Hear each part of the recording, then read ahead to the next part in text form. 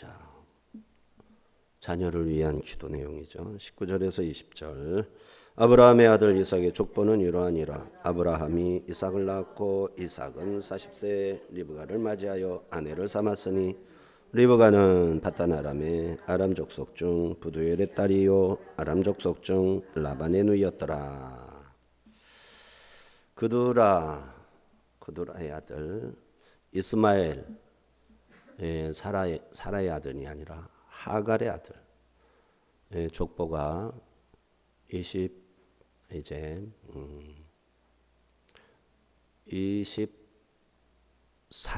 말미인가요?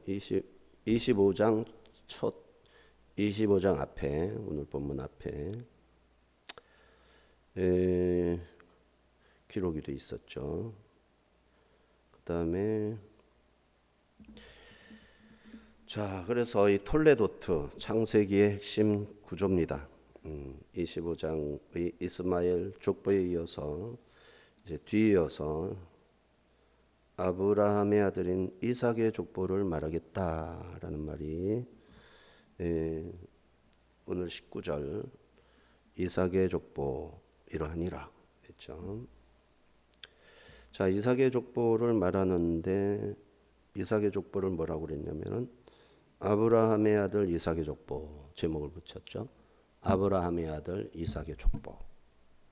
그리고 서론을 40세의 리브가를 맞이하여 아내를 삼았으니 리브가는 바단 아람의 아람 족속 중 부두엘의 딸 아람 족속 중 라반의 누이. 어머니를 소개하죠. 이삭은 뭐 잘 소개가 됐으니까 어머니 리브가를 소개하고 그리고 이삭이 태어나는 이야기를 시작을 합니다. 그걸 뭐라고 한다고요? 이삭의 족보, 톨레도시라고 그럽니다. 그래서 누가 누구를 낳고가 족보인데 이삭의 족보는 이러하니라 에서는 그냥 리브가의 족보만 아직 소개되었죠. 그죠? 리브가의 족보 인물들이 소개되고 그다음에 이삭의 족보라고 한 것은 아브라함과 리브가의 이삭, 아브라함과 이삭의 아들 리브가의 아들 이삭. 요것만 나왔으니 족보라고 하기에는 좀 그렇죠. 그런데 제목을 뭐라고 한다고요? 이삭의 족보. 족보라는 개념 굉장히 크다는 거죠. 이 족보가 여기서부터 19절에서 시작해서 쭉 계속이 되는 거죠. 그러다가 이제 36장에 가면 이제 에서의 족보가 나오거든요. 에서의 족보. 그러면은 이제 여기에서 야곱의 이야기, 그 다음에 돌아온 이야기, 야곱이 돌아온 이야기, 이런 이야기들이 어디에 속해 있는 거예요? 족보에 나오는 말하자면 어떤 부속적인 이야기, 부록 같은 이야기가 돼버리는 거죠. 족보라는 타이틀이 어마어마하게 크다라는 개념을 우리가 기억을 해야 됩니다. 톨레도트는 그래서 누가 누구를 낳고 이렇게 협의의 족보가 맞는 말이지만 넓은 의미에서 족보는 성경의 어떤 부분에서 어떤 부분 인물 중심으로 이제 이야기가 소개될 때 전체 덩어리도 이제 족보가 될 수 있는 거죠. 만약에 그게 아니라면 족보라고 해놓고 아브라함과 사라 뺐지만 아브라함이 이삭을 낳았고 이삭이 리브가를 맞아서 그렇게 결혼했다. 이걸로 끝나면 너무 이상하잖아요. 그죠? 그리고 쌍둥이를 낳았다. 그게 야곱과 에서다. 이걸로 끝나기에는 좀 족보라고 하기는 아쉽죠. 자, 그래서 이 이삭의 족보의 제목을 아브라함이 이삭을 낳았다. 관심이 누가 누구를 낳았다라기보다도 아브라함이라는 인물이 아들을 낳았다라는 거죠. 아브라함이 누군데? 아브라함은 약속의 택함 받은 선민이죠. 약속의 조상, 믿음의 조상, 약속을 받은 사람이죠. 하나님의 약속을 간직한 사람.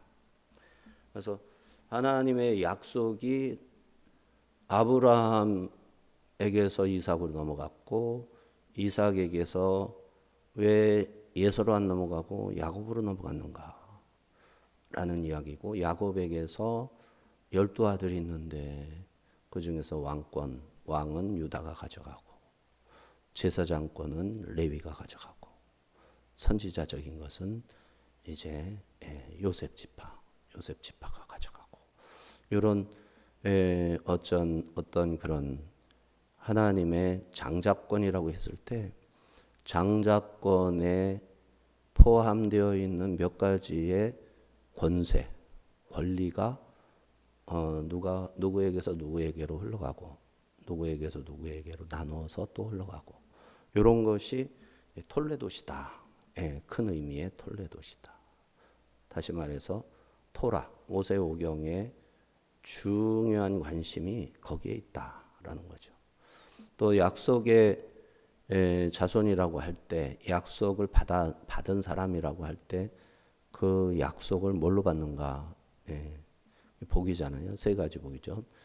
땅, 그다음에 자손, 그다음에 복이 될지라. 복의 근원으로서의 이 세 가지의 약속이 바로 이제 하나님으로부터 받은 복이 되는 거죠. 이 축복이 바로 약속인 것이고, 자손 번성의 복은 하늘의 별처럼 바다의 모래처럼 아주 번성하리라.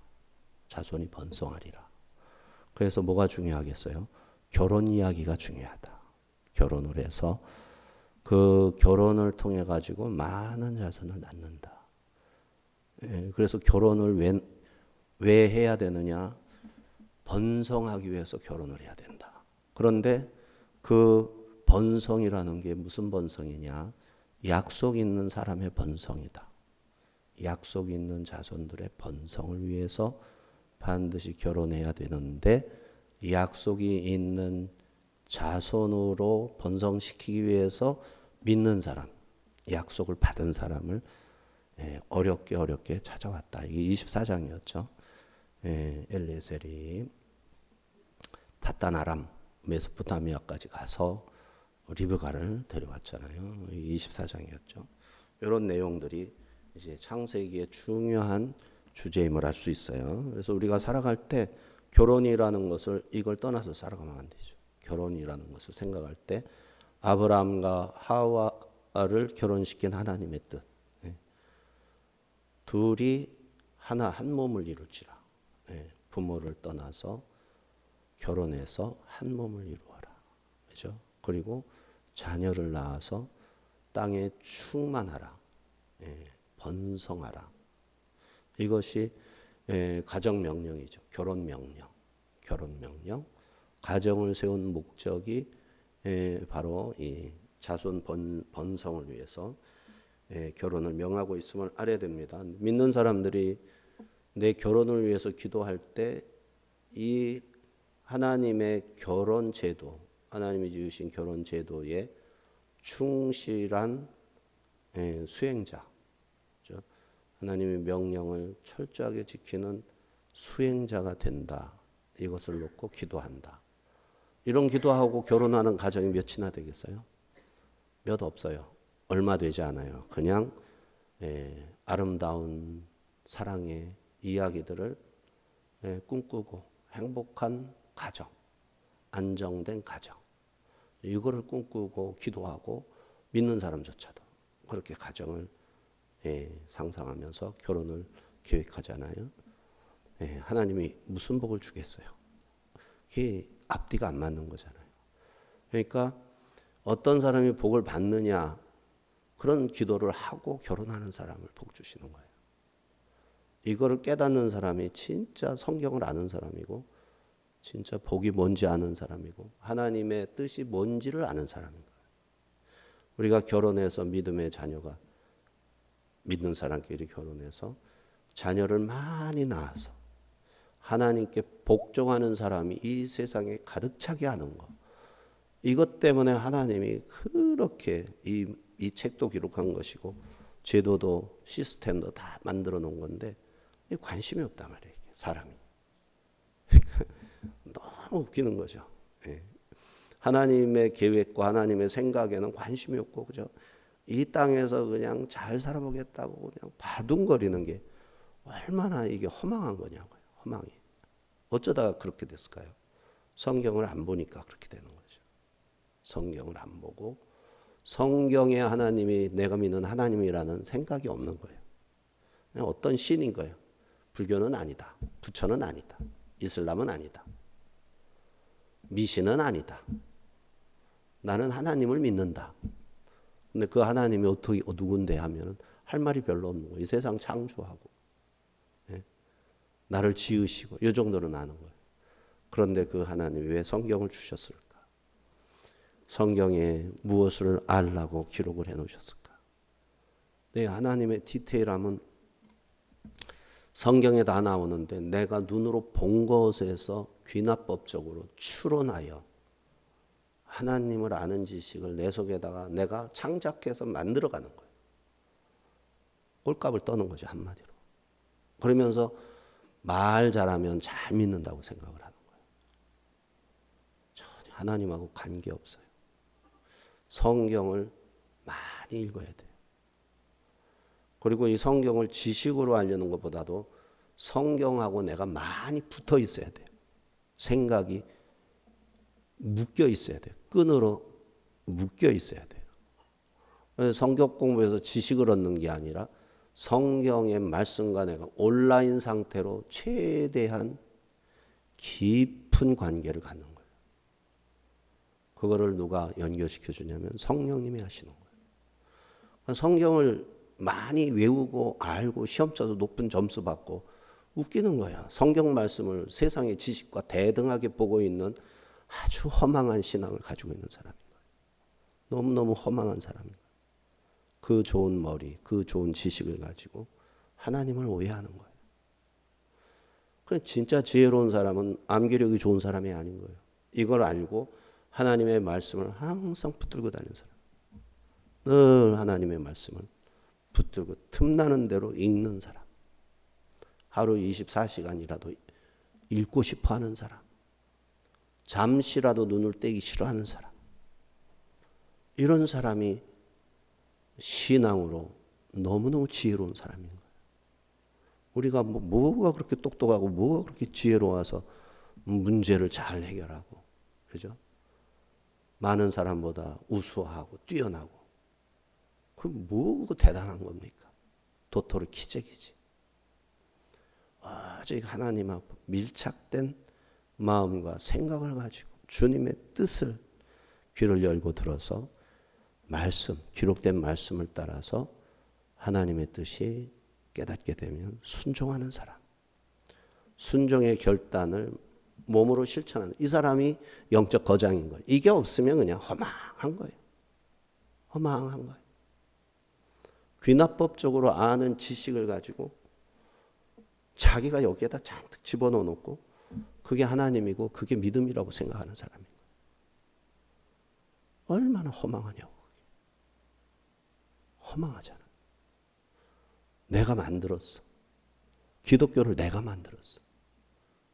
적어도 나의 신앙은 내가 만드는 거예요. 아니요. 기독교 신앙은 일방적으로 하나님으로부터 받는 거예요. 성경을 통해서. 성령님을 통해서. 내 믿음을 통해서 반응하여. 이 신앙을 가져야 돼요. 잘나고 못나고가 필요 없어요. 다리 하나 없다고 하나님 앞에 인정 못 받을 거 없다고. 다 된다고. 눈이 하나 없어도. IQ가 30밖에 안 돼도. 침팬지만도 못해도. 까딱없다고. 지혜롭게 하나님을 믿는데 까딱없다고. 얼마나 내가 나를 지으신 하나님을 정말 나를 지으신 분이라는 생각에 충성을 다하느냐. 진실하냐. 얼마나 내가 거기에 집중했느냐. 이것이 진짜란 말이에요. 이게. 그래서 우리 한국 기독교가 얼마나 허망합니까? 바벨탑을 쌓아가고 있잖아요. 사상 누각. 자기 행위에 누각을 세워가지고 바람이 불고 큰 물이 들이닥치면 그냥 휩쓸려가는 그런 누각을 세우고 잘했다고 스스로 자화자찬하는 거죠. 아닌 거예요. 하나님 말씀을 어떻게 해서 우리에게 주셨나. 훌륭한 믿음의 사람들의 죽음을 불사한 희생을 통해서 성경을 보내줬고 하나님의 말씀이니 성경을 읽게 하려고 누가 그렇게 애타게 나에게 도전을 주었나. 이런 거를 생각해야 되는 거예요. 하나님의 말씀 아니면 안 된다는 생각을 그거를 심어준 선교사, 목사 이런 사람을 기억하고 내가 그런 사람이 돼야 된다. 진지하고 진실하게.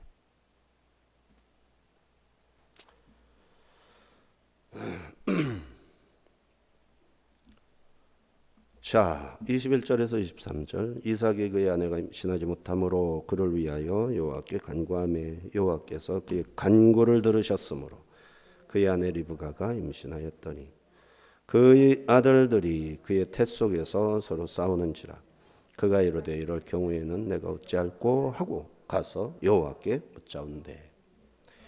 여호와께서 그에게 이르시되 두 국민이 네 태중에 있구나. 두 민족이 네 복중에서부터 나누이리라.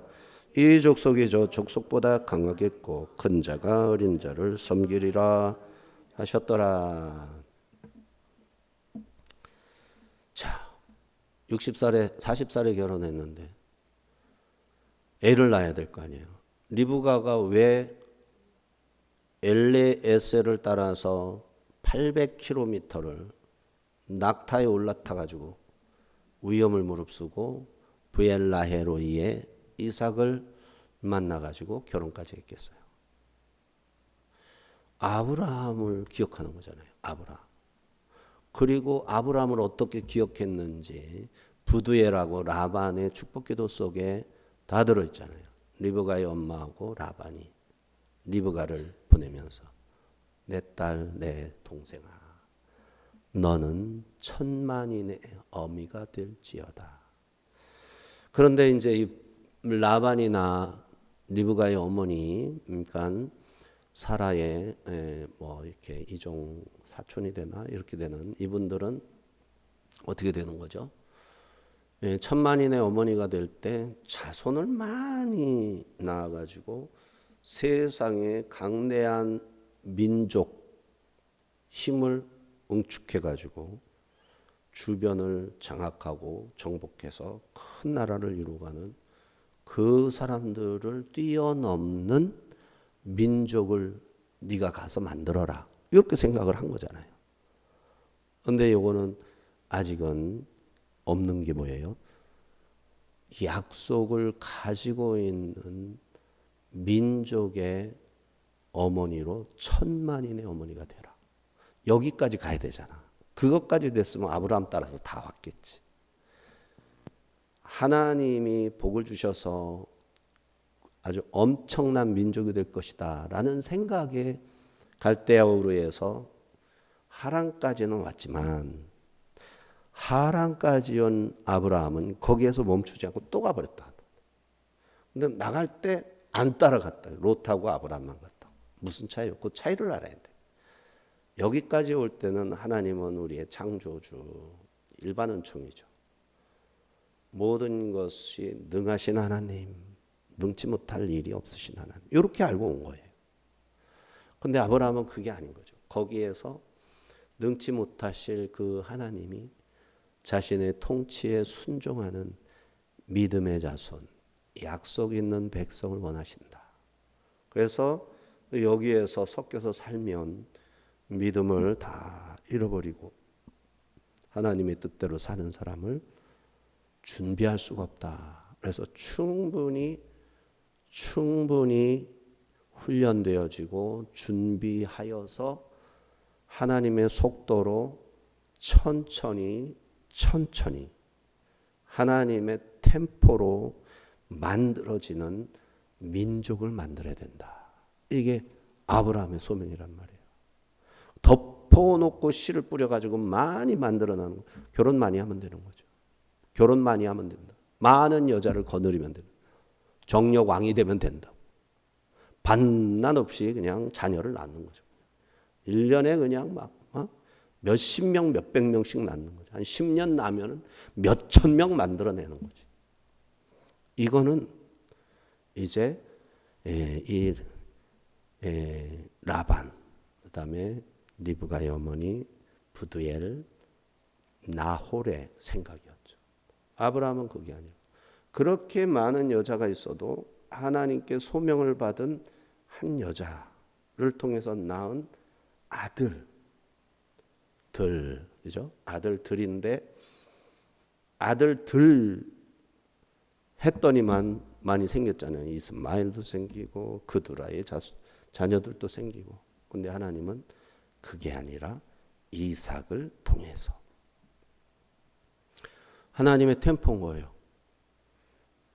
천만인의 어머니가 되는 게 하나님의 소명도 맞고 하늘의 별처럼 자녀가 많은 것도 맞고 바다의 모래알처럼 셀 수 없이 많은 자녀를 낳는 것도 맞아. 그런데 아무 자녀나 막 낳는 게 아니에요. 믿음 있는 사람. 믿음 있는 사람. 그래서 교회 부흥이 막 폭발적으로 일어나는 거 부러워할 게 없다니까요. 하나님의 깊으신 뜻을 헤아리면은 그런 거를 부러워할 게 아니라 한 영혼 한 영혼에 대한 사랑. 그게 내게 약하단 말이에요. 그게 문제란 말이에요. 그게.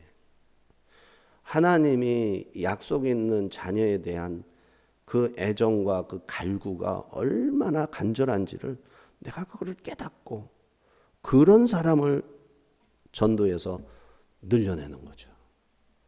근데 그게 너무 늦어도 안 되고 너무 빠를 필요도 없고 하나님의 뜻대로 하나님의 스피드로 그렇게 가야 되는 거예요. 그래서 뭐가 중요한지 그거를 알아가야 된다. 한국교회는 막 부흥만 하면 되는 줄 알고 기가 막힌 교회, 이상한 교회를 만들어놨다고. 한국교회를. 이 교회가 아니잖아요. 그리스도의 교회라고 할 수 없어. 우리에게 본을 보여주신 분들은 그냥 목숨을 걸고 와서 그냥 생명을 걸고 복음을 전해가지고 그분들의 희생이 하나님과 함께 하시는 그 능력이 얼마나 큰지 알아가지고 와 그걸 하고 싶은 거야. 그런데 그냥 숫자 누리는 데만 집중을 한 거지. 그게 아니죠.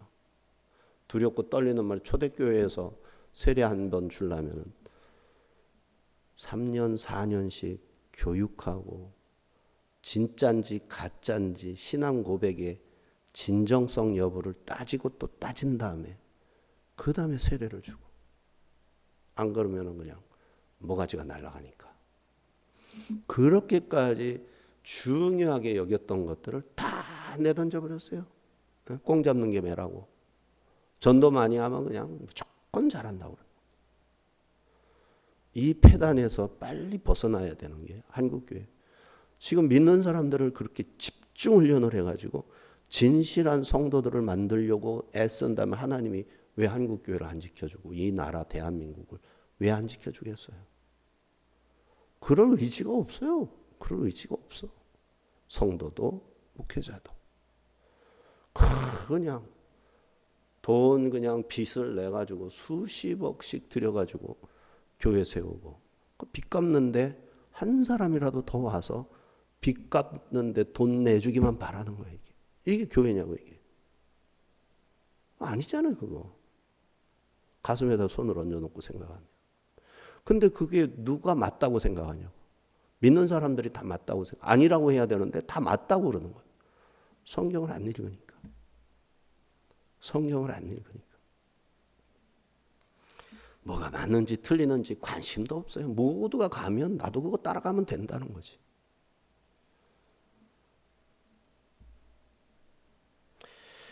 자, 리브가가 드디어 열심히 기도를 했어요. 몇 년 동안 기도했냐? 40살 먹은 남편을 위해서 자기를 임신하게 해달라고 기도하기. 20년을 했어. 남편은 60살. 리브가는 한 15, 15살쯤 되었을까? 16살쯤 되었을까? 하면은 20년 지났으니까 36살쯤 된 거겠지. 그러니까 한 40도 안 되겠죠. 가만히 있어보자. 40은 됐으려나. 하여튼 소녀라고 그랬어요. 엘리에셀이 처음에 만났을 때 리브가를 소녀라고 그랬어요. 소녀. 아주 어린 처녀란 말이죠. 어린 처녀란 말이죠. 그래가지고 결혼을 해서 20년 동안을 결혼해서 기도를 해가지고 드디어 아이를 낳았어요. 뱃속에 보니까 이제 덩어리가 2개 보이는 거지. 이게 머리통이 2개가 왔다 갔다 하는 거죠. 그래서 이삭과 에서와 야곱인 거죠. 그래서 또 열심히 기도하는 거야. 얘들이 막 뱃속에서 싸우는 거야. 발길질하고 막 완전 난리가 나는 거야. 뱃속에서. 정신이 없어. 그래가지고 리브가가 기도를 하는 거죠. 두 국민이 네 태중에 있다. 두 민족이 네 복중에서 나누이고 있다. 이 족속이 저 족속보다 강하고 큰 자가 어린 자를 섬기리라. 큰 아들이 둘째 아들을 섬기리라.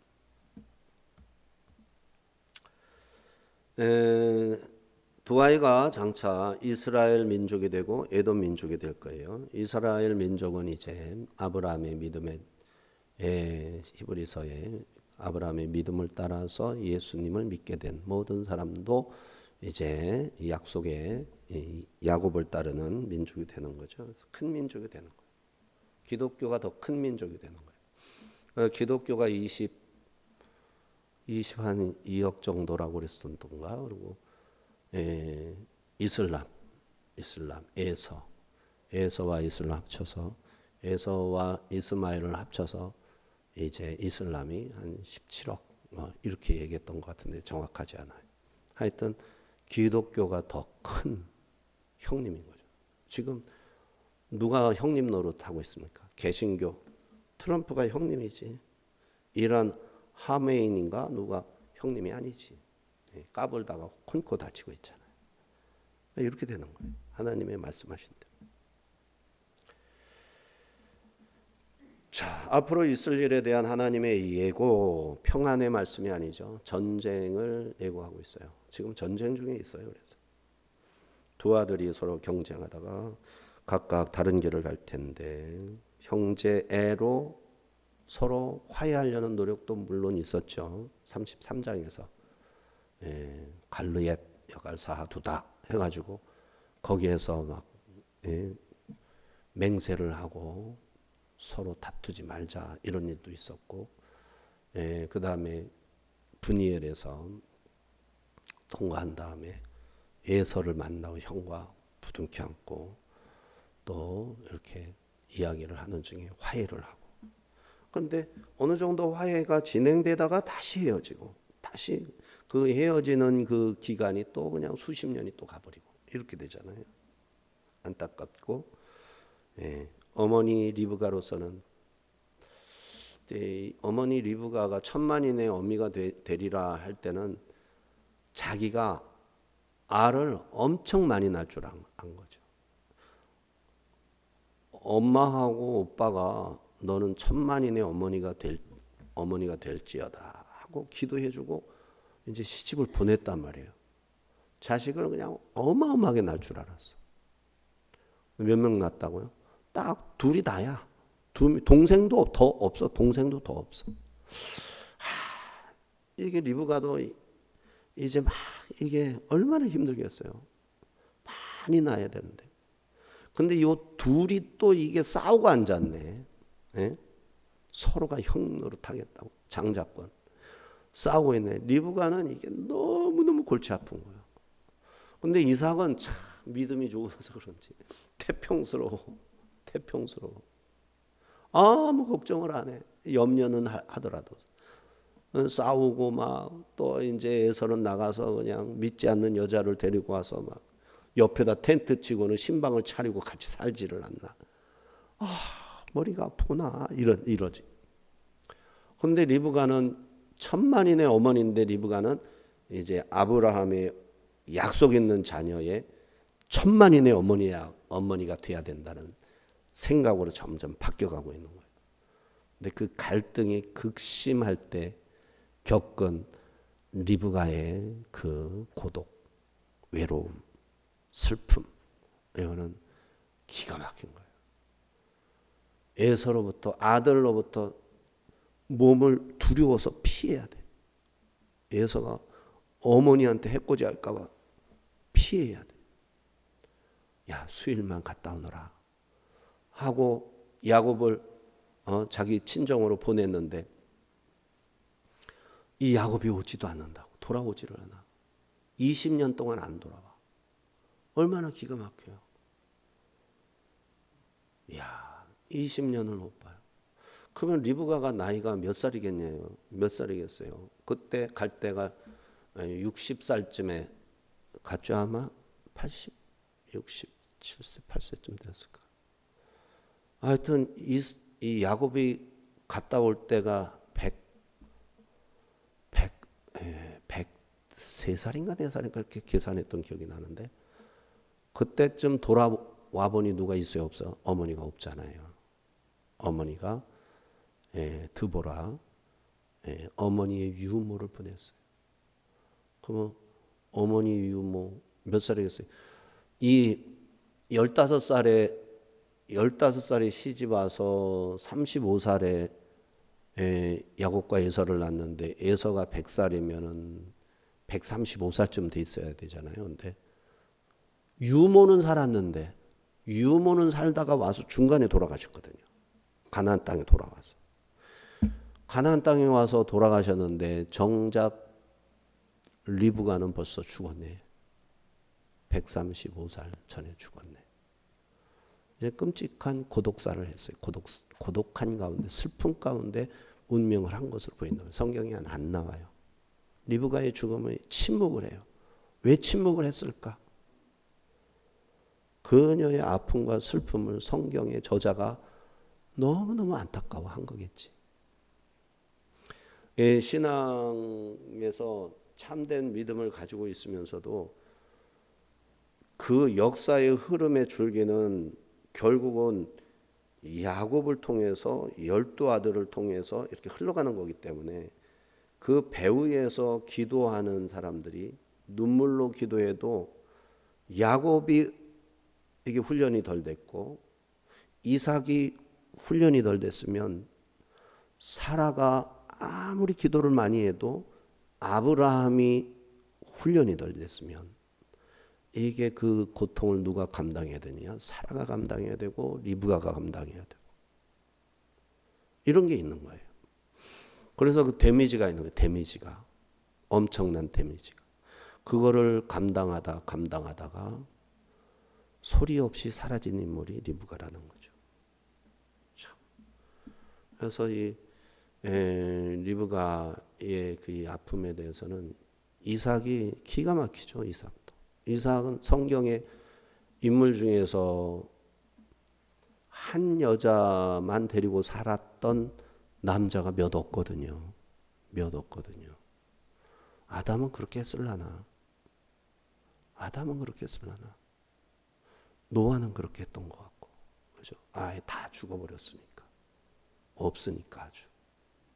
그러니까 몇 명 없다고. 그 몇 명 없는 중에 한 사람이 이삭인 거야. 이삭. 오직 리브가만을 아내로 삼고 일평생을 산 사람이에요. 자, 이런 아픔이 있습니다. 하나님의 택하심에는 사람이 아는 것을 뛰어넘는 하나님의 뜻이 있어서 사람이 바라고 기대하는 것과 일치하지 않을 수가 있어요. 믿음의 사람이 기도한다 할지라도 믿음이 하나님의 결정까지 바꿀 수는 없어요. 하나님의 결정 안에서 기도한 것을 다 받는 거지. 하나님이 결정한 그것까지 바꿔달라는 것은 이게 불가능한 거예요.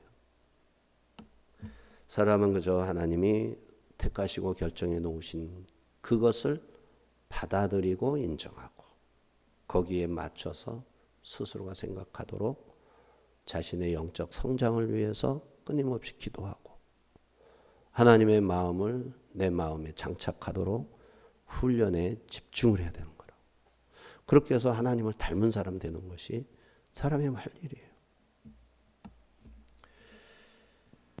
자, 사람의 기준은 언제든지 뒤바뀔 수 있어요. 하지만 하나님의 뜻은 사람이 태어나기 전에 정해져 버려요. 아예 이미 정해져 있어요. 하나님은 아버지 요셉의 생각과 달리 므낫세보다 에브라임을 앞세웠고, 또 하나님은 에서보다도 야곱을 앞세우고 계세요. 다윗의 형제들도 7명의 아들이 있었는데요 하면서, 그죠? 막내 8째 다윗을 이제 택하시잖아요.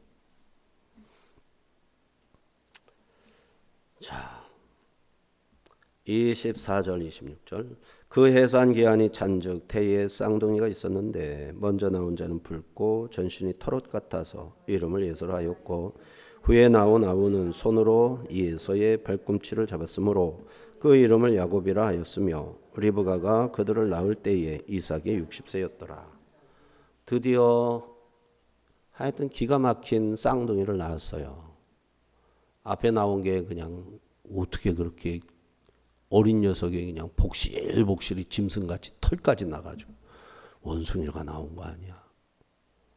얼굴은 뻘게 가지고 어떻게 이런 게 나왔지. 사람 뱃속에서 어떻게 그냥 털이 복실복실한 게 튀어나왔냐고요. 기가 막히죠. 여기 나오고 하나는 매끈한데, 요 매끈한 게 그 앞에 나오는 형 털복숭이의 다리를 붙잡고 나왔어. 다리를 붙잡고. 기가 막힌 거죠. 내가 형 할 거야 했는데 이 털복숭이가 어디 감히 하면서 먼저 나온 거죠. 자, 그래서 그 뱃속에서 그렇게 싸웠던 거예요.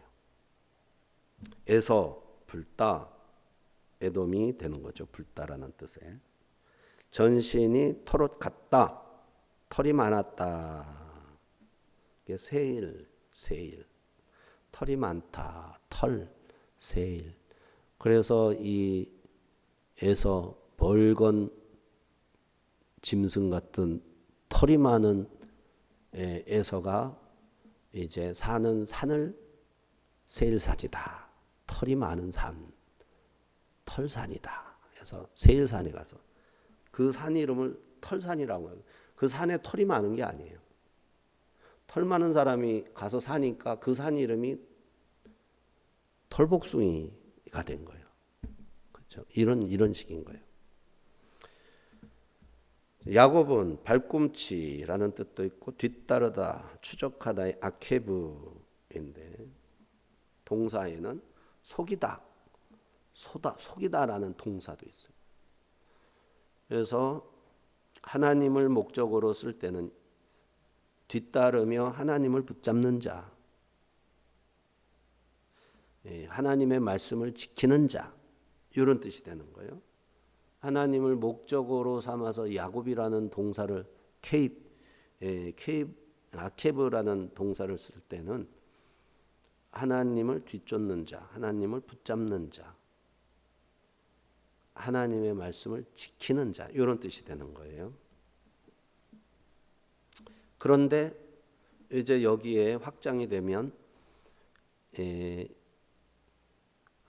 하나님의 보호를 이제 뜻이 조금 복잡해져서 하나님께서 붙들어 지키는 자, 이런 뜻이 되는 거죠. 그래서 야곱이라는 이름은 하나님을 이제 형의 발꿈치를 잡는 자, 속이는 자에서 그 다음에 이제 하나님을 붙잡는 자라는 뜻도 있어서 글로 갔다가, 그 다음에 나중에 야복강에서 씨름할 때 이름을 바꿔주죠. 이스라엘로. 이스라엘은 하나님과 겨루어 이긴 자가 되어서 결국은 야곱의 뜻이 이스라엘이라는 말로 설명이 되는 건데, 하나님의 보호를 붙잡는 자, 하나님과 겨루어 이긴 자. 그래서 이스라엘 할 때는 하나님과 겨루어 이긴 자가 되는 것이고, 이스라엘로서의 야곱은 하나님의 보호하심을 붙드는 자. 그죠? 하나님이 지켜주는 것을 붙드는 자. 이런 뜻이 되는 거예요. 근데 야곱의 이 이름의 그 여러 뜻 가운데 그 뜻을 어떻게 우리가 해석을 할 거냐 해서 세 단계로 변천한 것으로 이해할 수가 있다. 27절, 28절 그 아이들이 장성함에 이에서는 익숙한 사냥꾼이었으므로 들사람이 되고 야곱은 조용한 사람이었으므로 장막에 거주하니 이삭은 에서가 사냥한 고기를 좋아하므로 그를 사랑하고 리브가는 야곱을 사랑하였더라.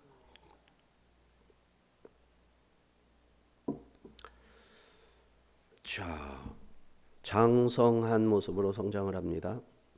성장해서 어른이 되니까 들에 나가서 사냥을 하는데 너무너무 사냥을 잘하는 거죠. 눈에 보이는 성취, 저거를 잡아서 먹어야 되겠다. 욕망이죠. 그리고 당대에 그런 사람이 영웅이니까 아주 호연지기가 넘치는 사람들에게 인기 있는 사람으로 성장을 했어요. 그런데 그거는 뭐와 같으냐? 이스마엘의 삶과 닮았고 그드라의 삶과 닮았어요. 그래서 아브라함은 동방으로 그들을 분리를 시켰었죠. 그래서 에서는 이스마엘처럼 쫓겨나야 될 수밖에 없는 야성, 그러니까 구속의 은총을 모르는 사람, 하나님을 창조주로만 아는 사람, 아들을 내어 주실 정도로 희생적 사랑으로 나를 끔찍히 사랑하는 하나님으로는 인식이 안 되는 그러한 야성을 가지고 있었던 거죠. 반대로 야곱은 조용해서 탐인데 장막에 거했습니다. 완전하다, 도덕적이다 이런 뜻인데 밖으로 나돌지 않고 장막에 머물면서 천만인의 어머니로서 부름을 받은 기도하는 어머니 리브가의 치맛자락을 붙잡고 컸어요. 주방에서 요리를 잘하는 거죠. 그래서 근데 아버지는 에서가 사냥한 고기를 좋아해서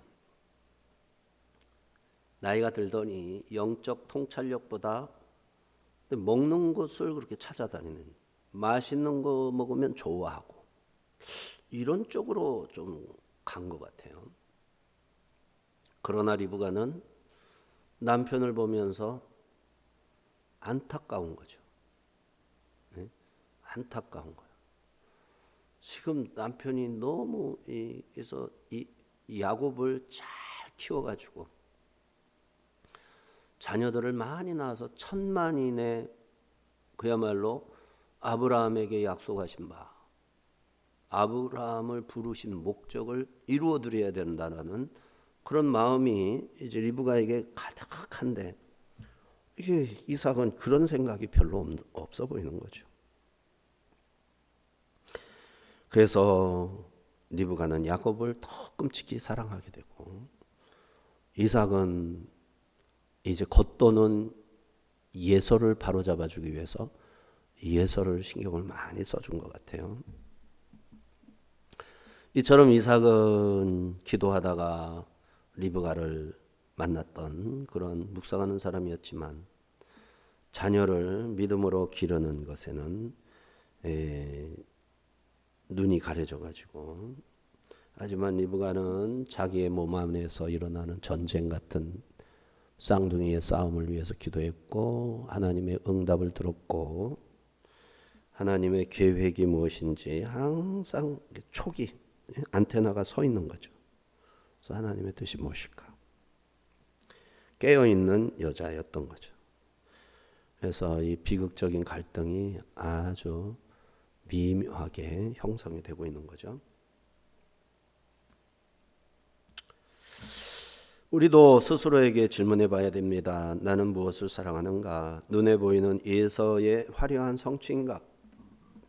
아니면 주의 장막에서 묵묵히 기도하며 하나님의 약속하신 바를 기다리는 야곱의 조용함을 좋아하고 사랑하는가? 이삭과 리브가의 다른 시선이 이제 갈등의 씨앗이 되었음을 기억해야 되겠습니다. 하나님께 맞춰야죠. 하나님께. 이삭이 양보해야죠. 근데 뭐 방법이 없죠. 예. 리브가가 슬퍼할 수밖에. 그래서 고독할 수밖에. 그래서 피눈물을 흘리다가 돌아가시는 거죠. 그게 이제 십자가인 거죠. 십자가. 29절 30절입니다.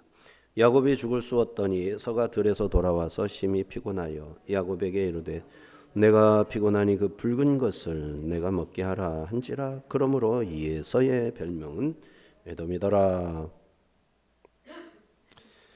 자, 이제 야곱이 주방에서 죽을 쑤었어요. 예, 의도적인 거죠.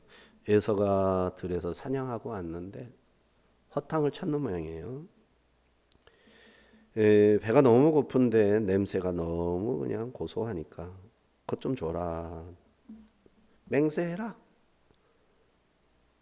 너한테 있는 장자권 나한테 팔아라.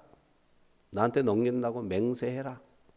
한마디로 계약서 쓰고 도장 찍자고 한 거죠. 자, 이거를 의도적으로 허기를 노린 의도적인 거였어요. 치밀하고 영적이고 심리적인 매복 전술이었죠.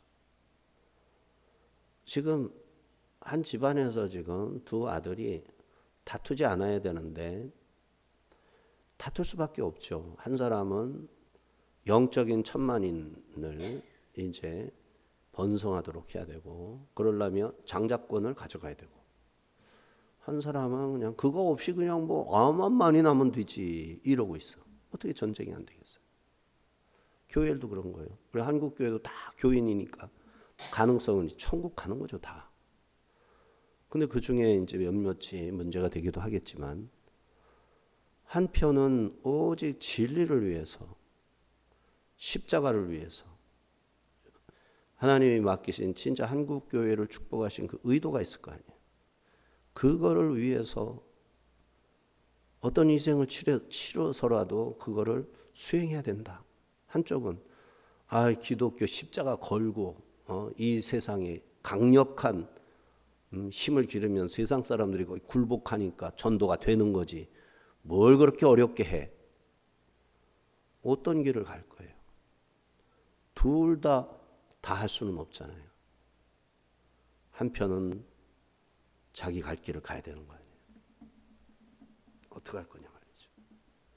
하나님께서 원하시는 게 뭔지 깨닫는 자가 하나님의 뜻을 따라가는 거지.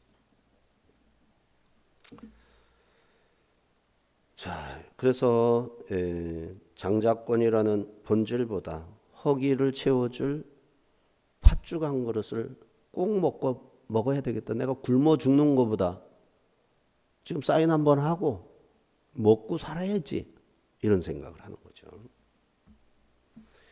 31절 34절 야곱이 이르되 영의 장자의 명분을 오늘 내게 팔라. 에서가 이르되 내가 죽게 되었으니 장자의 명분이 내게 무엇이 유익하리요. 야곱이 이르되 오늘 내게 맹세하라. 에서가 맹세하고 장자의 명분을 야곱에게 판지라.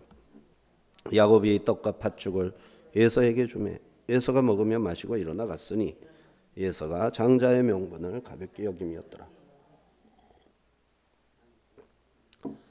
장자의 명분을 가볍게 여겨서 무슨 짓까지 했느냐? 맹세를 했죠. 맹세를. 장자의 명분을 가볍게 여겼다라는 게 무엇보다 더 가볍게 된 거죠. 팥죽 한 그릇보다 장자의 명분이 가볍게 된 거죠. 그리고 그 조건으로 맹세를 했죠. 맹세. 어떤 맹세? 하나님의 이름으로 맹세를 했죠. 거짓 맹세죠. 거짓 맹세. 왜? 나중에 화를 내고 다시 되찾기 위해서 윽박지르고 다시 뺏으려고 했죠. 그냥 이렇게 주고 내가 맹세했으니 어쩔 수 없어 하면 거짓 맹세의 죄는 없지. 그러나 가볍게 여긴 죄는 남지. 이 죄가 간단하지 않습니다. 야곱도 잘못이지. 야곱도 맹세를 시켰지. 하나님이 결정할 일을 자기가 조정하려고 했죠. 기도할 뿐이라 해야지. 기도할 뿐이고 하나님이 주시면 아멘하고 받아 가지면 되지. 근데 기도만 하지 못했죠. 그거를 핸들링을 해야 된 책임이 있다고 생각한 거지. 그래서 그것을 이제 리브가와 함께 핸들링을 한 거죠. 리브가의 그 고독은 거기에서 이제 반론을 제기하지 못하는 거예요. 리브가가 분명히 옳은 일을 했죠. 하나님이 태중에서 이미 뜻을 가르쳐 줬잖아요. 에서가 아니라 야곱이다. 그걸 아는 혼자만 아는 거 아닙니까 리브가가. 에서가 아니라 야곱이다. 이삭은 그 관심이 없는지 그냥 에서는 에서고 야곱은 야곱이고 다 좋다는 거지. 어떻게 결정 나겠지 이러는 거죠. 근데 리브가는 아니죠. 하나님이 분명히 말씀하신 대로 야곱이라 해야지. 에서로 가서는 안 되고 야곱으로 가야 된다고 생각하는 거죠. 그래서 그걸 돌렸죠. 리브가는. 이거 차이죠. 이거. 그런데 주권은 누구한테 있는 거야? 하나님께 있는 거죠.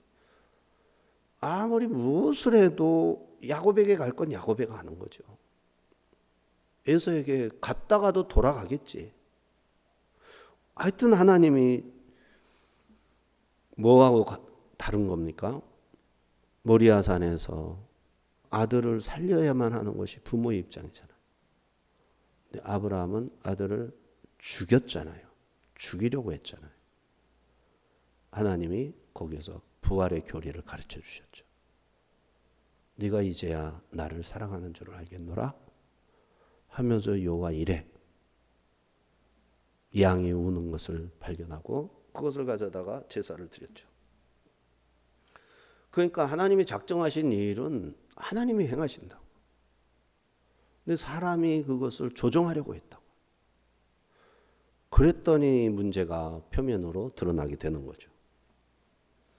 갈등이 불갑을 생겨날 수밖에 없는 상황이긴 했어요. 받아들일 수밖에 없는 거죠. 자, 이렇게 해서 에서는 자신이 선택받을 가치가 없음을 스스로 드러내고 맙니다. 가볍게 여기고 팔았을 뿐만 아니라 거짓 맹세까지 했으니까. 그리고 나중에는 속았다고 그러면서 동생을 죽이려고 했으니까. 살인 의지를 가지고 죽이려고 했고 다시 강탈, 뺏으려고 했죠. 줬으면 끝나든지 해야지. 근데 하나님께 받은 것을 어떻게 줬다고 끝낼 수가 있나. 그제서야 그걸 다시 되찾으려고 하니 이 무리수가 생기는 거죠. 그러니까 에서는 이미 가치가 없다는 사실을 스스로 드러낸 거예요. 내가 속아서 그랬다. 동생은 나를 처음 속인 게 아니다. 막 이러면서. 근데 이제 한 번으로 끝나지 않죠, 이게.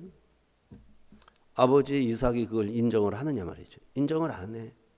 인정을 안 해. 야곱에게 넘어간 거를 이삭이 인정을 안 해. 그래서 이제 축복 기도를 이제 보내면서 축복 기도를 하려고 불러다 놓고 기도를 하는데 리브가가 아들에게 염소 한 마리 잡아오라 해가지고 이렇게 염소 돌 같은 걸로 다 씌워가지고 눈이 좀 안 보이니까 그렇게 해서 이삭을 속여가지고 축복을 아들에게 하게 한다고. 이삭이 축복하면은 축복권이 넘어가는 건 맞겠지. 그런데 그렇게 해서라도 해야 될 일인가? 하나님의 주권에 맡기면 되는 일 아닌가? 근데 우리가 이제 독립운동도 해야 되고 민주화 투쟁도 해야 되고 사실 할 일이 많잖아요. 그래서 상해 임시정부도 있고 간도의 임시정부도 있고 임시정부가 3개 4개 있었는데 3개. 그런데 그 임시정부에서 이제 이토이 히로부미도 저격하고 이런 일도 해야 될 거 아니에요. 3.1운동, 만세운동도 해야 되고. 그래서 많은 젊은 학생들이 수도 없이 죽었죠. 일본 놈들의 총칼에 수도 없이 죽었다고. 근데 그렇게 해서 득이 있느냐라는 거지. 그거를 인정을 하고 가만히 있어야만 하는가. 이게 참 어려운 문제거든요. 근데 이승만은 그거를 하나님이 하신다라고 인정하고 기다리라고 그랬거든. 괜히 젊은이들이 죽지 않게 하라고. 그렇게 한다고 해서 누가 이 나라를 독립시켜 주냐? 일본이 포기하고 독립하느냐? 그것도 아니에요. 세계 정세를 다 아니까. 하지 말라고. 이토 히로부미한테 그 도시락에다가 그 폭탄 넣어가지고 던지는 거, 윤봉길 의사가 한 거, 그다음에 안중근 의사가 한 거 다 반대했다고요. 이승만 대통령. 왜? 테러범으로 몰아갈 수밖에 없다. 전 세계의 국제 조직들이 전부 대한민국 아들은 테러 분자라고밖에 더 좋은 의미로 받아들일 사람이 없다라는 거예요. 독립 의지로 보질 않는다는 거예요. 그게 아니라 국제 협의회라든지 이런 데 가가지고 계속해서 문서를 작성해서 보내고 이런 외교 활동을 통해서 해야 된다는 거예요. 그래서 자기가 대통령이라는 직함을 해가지고 대통령이 보내야만 인정을 한다고 하니까 상해한테 상해 임시정부에 내가 대통령 직임을 쓰겠다 해서 외교 문서를 직접 작성해서 계속 활동을 한 거예요. 그래서 폭탄 하나 던지는 것보다 더 강력한 일을 한 거예요. 국제사회가 대한민국을 인정하도록. 이런 문제가 있는 거거든요. 근데 이승만은 기도하는 사람이죠. 기도하는 사람이 기도의 방식으로 하면서 하나님이 은혜 주시는 대로 그렇게 했더니 이승만을 통해서 대한민국이 세워진 거라고요. 그리고 일껏 폭탄 테러하고 한 사람들은 다 어느 편이 됐냐면 공산주의자, 사회주의자가 됐다고 이 사람들은. 왜? 사회주의는 혁명 정신으로 하는 거니까. 독립운동 혁명 정신으로 하는 거니까. 다 북한 쪽으로 넘어갔어요. 그래서 신탁 통치 반대하는 것도 나중에 다 소련의 조종을 받아가지고 거기에 순종하려고 했고, 김구 같은 경우는 남한 사람들의 의사를 가서 반대하겠다 해놓고서는 가서는 공산주의로 일단 통일을 하자. 이렇게 결정을 하고 내려왔단 말이죠. 그래서 공산주의 될 뻔했어요. 우리나라. 북한으로 통일될 뻔했다고. 몇 번이나. 그거를 기대하는 거예요. 그래서 미국 놈 몰아내라고 하는 거라고. 예? 통일될 거를 못하게 한 미국 놈들 다 떠나라는 거예요. 북한으로 통일됐으면 어떡하는데 지금 북한처럼 살 거 아니에요. 얼마나 기가 막히냐고 이게. 하나님 믿는 사람은 역사 속에서 어떻게 믿는 사람들이 활동을 하고 기도하고 하나님이 어떻게 역사하시는지 관심 가지고 보면 다 보인다고. 이게 숨겨진 것도 아니고. 그러니까 진실에 관심이 없어. 하나님의 뜻에 관심이 없어. 오직 구호, 통일. 우리의 소원은 통일. 방법은 상관없어. 그러니까 북한으로 통일하자는 거예요. 이게 북한으로. 하나님이 개입하지 말라는 거예요 지금. 그래서 하나님이 이 나라 세웠니느니 하는 소리 좀 닥치라는 거예요 지금. 온 이 나라가 지금. 예? 그거를 참 기가 막히게도 우리나라의 식자층이 그 노선에서 활동을 한 거예요. 백낙청이, 조종래 이런 사람들, 우리가 그렇게 존경했던 문학가들이 다 그쪽으로 넘어가면 시문 같은 사람조차도 다 그쪽으로 넘어간 거라고. 얼마나 힘드냐고요. 하나님 편에 있는 사람들이. 그러니까 기도해야 돼. 기도 안 하면 몰라. 성경 안 읽으면 알 수가 없어요. 이 나라가 어떻게 세워졌는지. 하나님께서 이 나라를 통해서 뭘 원하시는지 성경을 봐야 알 거 아니에요. 기도해야 알 거 아니야. 그래야 내가 무슨 일을 해야 되는지, 무슨 말을 해야 되는지, 어느 편에 서야 되는지 알 거 아니야. 그냥 자기 생각 가지고 가는 거예요. 이렇니 저렇니 하면서. 기가 막힌 거예요. 나라 망할 줄도 모르고.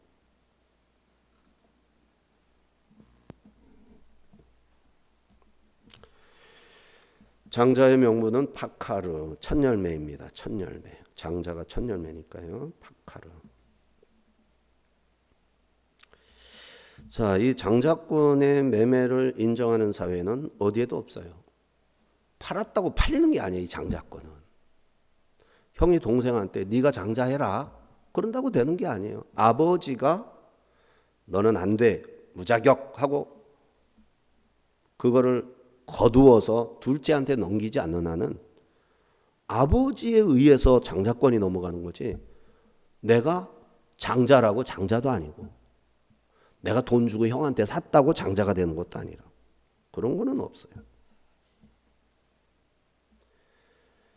자, 에서는 장자권을 가볍게 생각하고 하나님의 이름으로 거짓 맹세를 함으로 여호와 이름을 망령되이 일컫지 말라. 세 번째 계명을 위반하는 범죄자가 되는 거죠.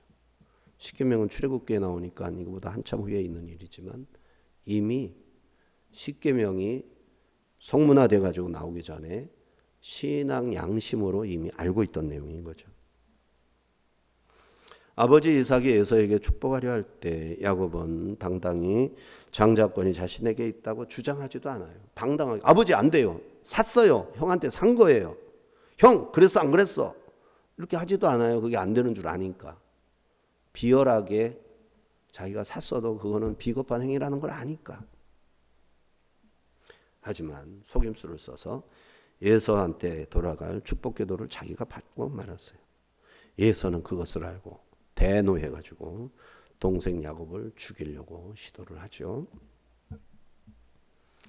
영적 차원에서의 장자권이란 단지 재산권만이 아닌 하나님의 언약을 계승하는 영적 권리를 의미하는 거예요.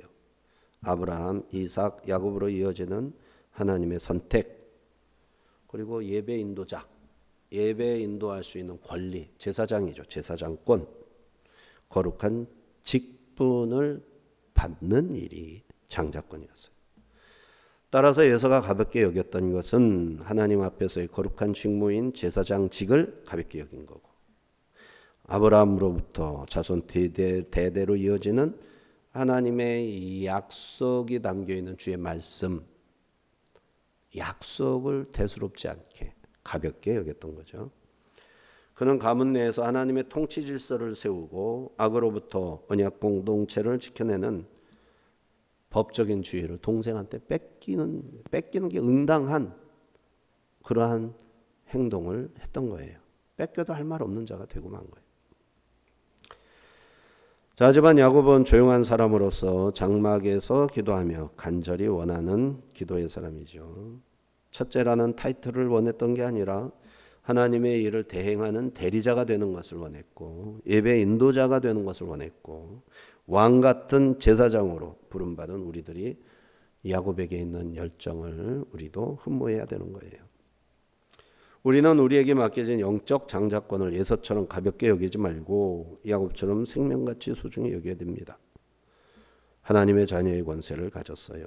결코 값싼 은혜, 공짜 선물처럼 생각할 게 아니라 예수 그리스도께서 고난당하고 십자가를 지신 대가로 우리에게 주신 바, 값을 매길 수 없는 선물임을 기억해야 됩니다. 에서는 내가 죽게 되었으니 이 장자의 명분이 내게 무엇이 유익하리요. 현재 결핍 때문에 영원한 기업을 포기하고 말았습니다. 이것이 성경이 말하는 망령된 자의 모습이에요. 망령된 자. 하찮게 여기는 거예요. 하나님의 것들을. 하나님께 받은 직분도 하찮게 여기고 예배도 하찮게 여기고 기가 막힌 현실이 당연한 일이 되어버린 거죠.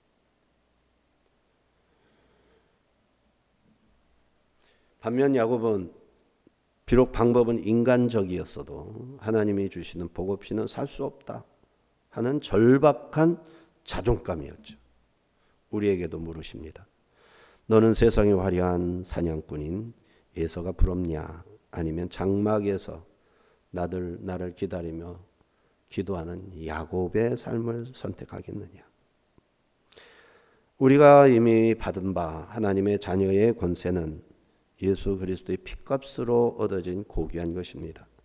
당장의 배고픔, 당장의 경제적 이익, 당장의 자존심 때문에 이 거룩한 제사장직과 성도의 명분 팔아버릴 수 없는 것이죠. 야곱의 이름이 이스라엘로 바뀌었듯 하나님의 약속을 끝까지 붙잡는 자에게 하나님은 반드시 승리와 보존의 은혜를 베푸실 거예요. 기도합니다.